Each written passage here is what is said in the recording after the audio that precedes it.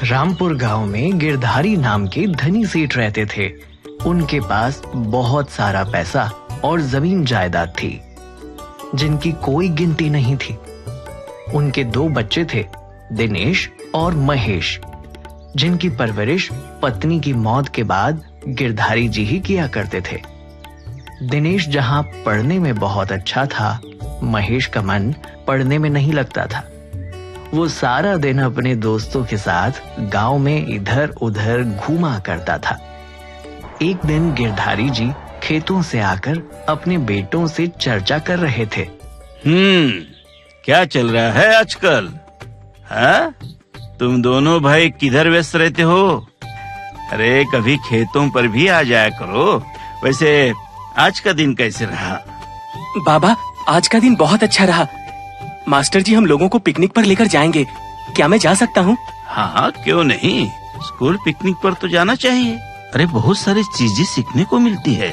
और दिनेश, तुम नहीं जा रहे हो पिकनिक पर? नहीं बाबा, मुझे बहुत सारी पढ़ाई करनी है, इसलिए मैं पिकनिक पर नहीं जा रहा हूँ।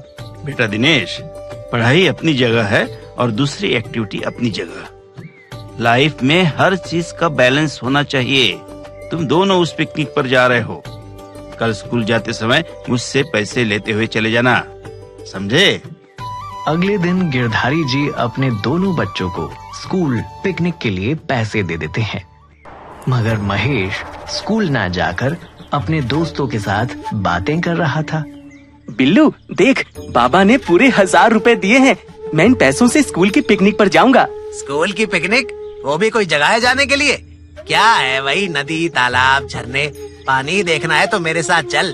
इन पैसों से तुझे खास पानी पिलाता हूँ। 1000 रुपए का पानी? क्या बात कर रहा है? वो पानी बहुत खास है। थोड़े ही पीने में पूरी दुनिया रंगीन नजर आती है। मैं समझ गया तू किस बारे में बात कर रहा है, मगर यदि बाबा को पता चला ना तो नाराज होंगे। किसी को कुछ भी पता नहीं चलेगा। आज रात तू मेरे घर ही रुक जाना, तो बाबा को पता भी नहीं चलेगा तू पिकनिक पर गया भी है या नहीं। बिल्लू की बातें सुनकर महेश मान जाता है और दोनों जंगल में जाकर रंगीन पानी का आनंद उठाते हैं। लेकिन अगले दिन जब महेश घर पहुंचता है, तब दिनेश उससे बोला, भैया कल सारी रात आप कहाँ थे? आप स्कूल पिकनिक पर भी नहीं गए। बाबा को पता चलेगा तो वो नाराज होंगे। बाबा को पता चलेगा तो नाराज होंगे ना, उन्हें कुछ पता नहीं चलेगा। फिर बाबा ने जो आपको पिकनिक के लिए पैसे दिए थे, आपने उन पैसों का क्या किया? मुझे उन पैसों की जरूरत थी, खर्च कर दिए, समझा? तो मुझसे ज्यादा सवाल जवाब मत कर। भैया मैं समझ रहा हूँ आप गलत रास्ते पर चल पड़े हैं, मगर अभी हम बहुत छोटे हैं। पढ़ाई पूरी करके हमें कुछ बनना है। आप आजकल स्कूल भी नहीं आते हो तो पढ़ाई कैसे करोगे? तू अपनी पढ़ाई पर ध्यान दे, क्योंकि तुझे तो शहर जाना है, बड़ा आदमी बनना है। मगर मेरी लाइफ का पूरा प्लान सेट है। बाबा की इतनी जमीन जायदाद है, उसकी देखभाल करने वाला कोई तो चाहिए, और जमीन जायदाद की देखभाल के लिए पढ़ाई लिखाई का कोई मतलब नहीं है, समझे तुम? महेश ने अपनी बातों से दिनेश को चुप करा दिया, मगर कहीं न कहीं वो अपने भाई के लिए दुखी था। इसीलिए उसने सारी बातें अपने बाबा को बताने का निर्णय लिया। शाम को भोजन के वक्त महेश भोजन करने के लिए नहीं आया। तब मौका देखकर दिनेश ने अपने बाबा को सारी बातें बता दी। बाबा, भैया स्कूल की पिकनिक पर गए ही नहीं। आपने भैया और मुझे जो पिकनिक के लिए पैसे दिए थे वो उन्होंने खर्च कर दिए हैं। क्या? पैसे कहीं और खर्च कर दिए? मगर उसने तो मुझे इस बारे में कुछ भी नहीं बताया।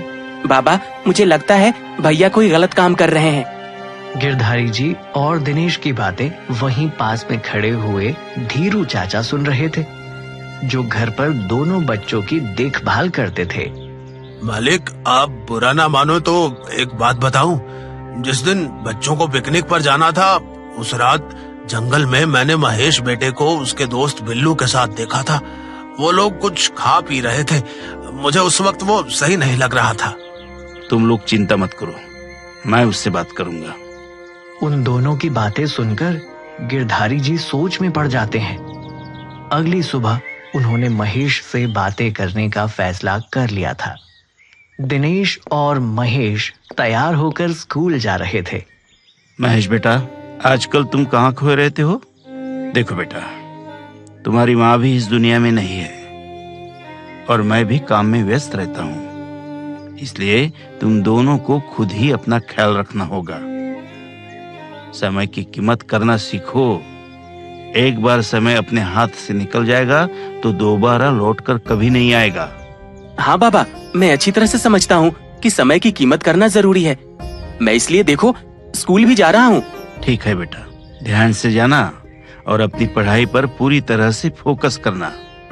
गिरधारी जी से बातें करके महेश स्कूल के लिए तो निकलता है, मगर स्कूल ना जाकर अपने दोस्त बिल्लू के पास पहुंच जाता है।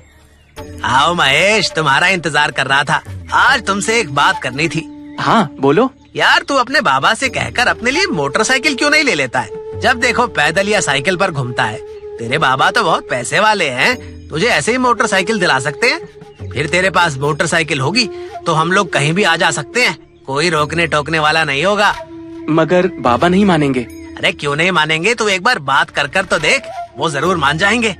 यार ये तो तू सही कह रहा है, मोटरसाइकिल आ जाएगी तो अपनी ऐश होगी। मैं आज ही रात को बाबा से मोटरसाइकिल के बारे में कहूँगा। रात के वक्त गिरधारी जी और उनके दोनों बेटे महेश और दिनेश साथ में भोजन कर रहे थे। गिरधारी जी रोज की तरह अपने बेटों से दिन भर के हाल चाल पूछ रहे थे। तभी महेश धीरे से बोला, बाबा, मेरे सभी दोस्तों के पास बाइक है, मुझे भी बाइक चाहिए। बाइक चाहिए? अभी तो तुम छोटे हो, अभी पढ़ाई लिखाई पर ध्यान दो। नहीं, मुझे बाइक चाहिए, मतलब चाहिए। कहते हुए वो अपने खाने की थाली से उठ जाता है।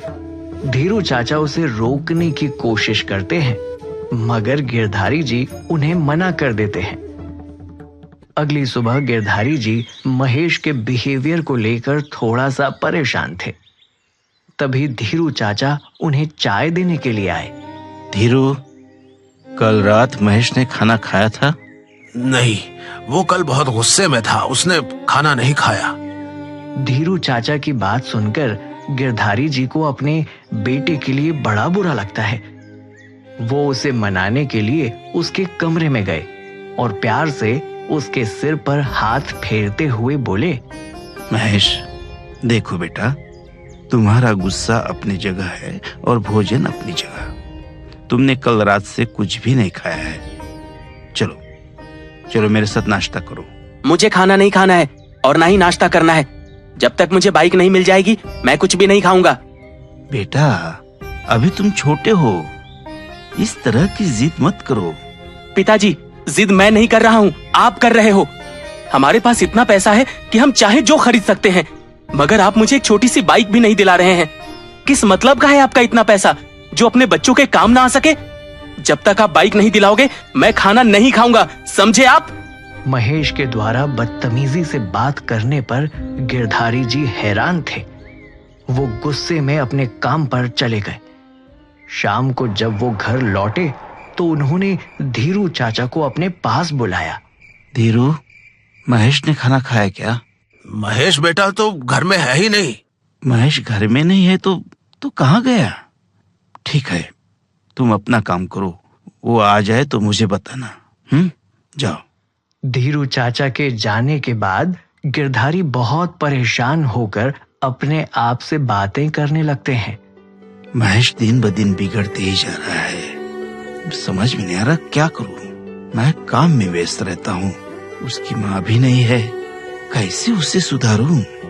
वो सोच ही रहा था कि धीरू चाचा ने आकर बोला, मालिक, छोटे मालिक आ चुके हैं। धीरू चाचा की बात सुनकर गिरधारी जी तुरंत महेश के पास पहुंचे। बेटा महेश, तुम दिन भर से कहाँ थे?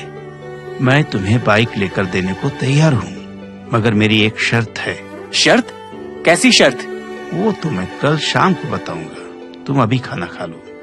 अगले दिन 4 बजे शाम को जब महेश स्कूल से लौटता है तो गिरधारी जी वहीं बैठक में उसका इंतजार कर रहे थे।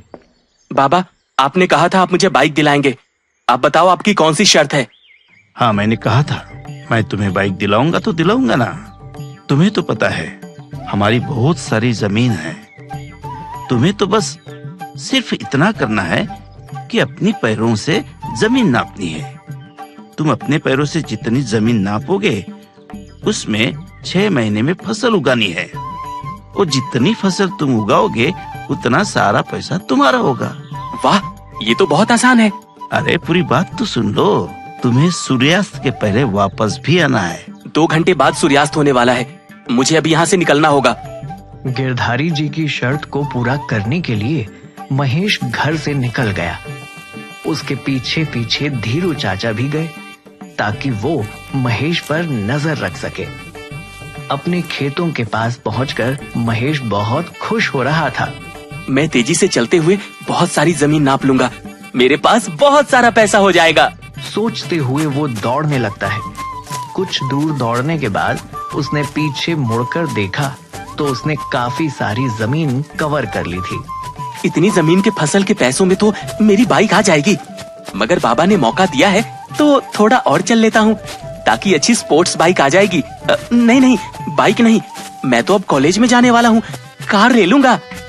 तेजी से अपने पैरों को बढ़ाते हुए वो ज्यादा से ज्यादा जमीन नापने की कोशिश कर रहा था।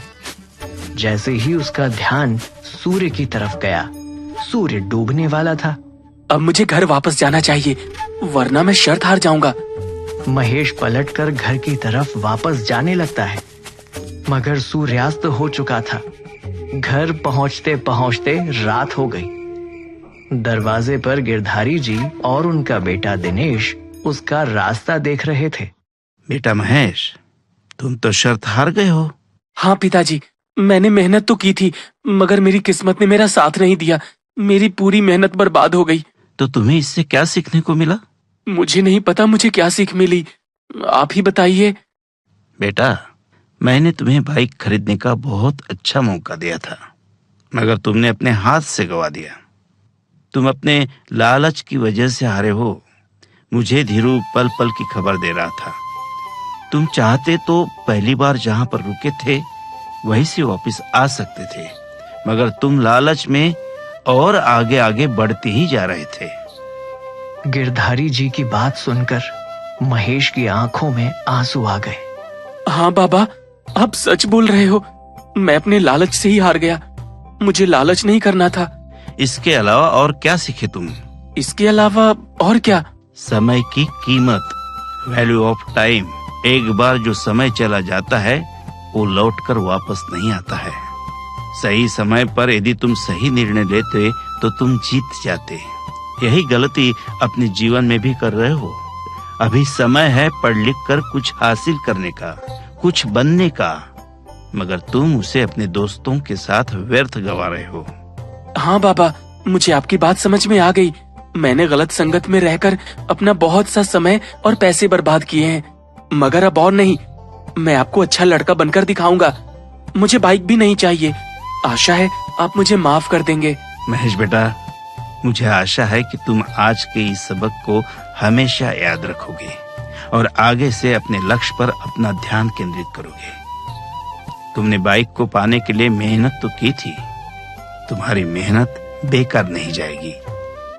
तुम जब कॉलेज में आओगे तो मैं तुम्हें बाइक जरूर दिलाऊंगा।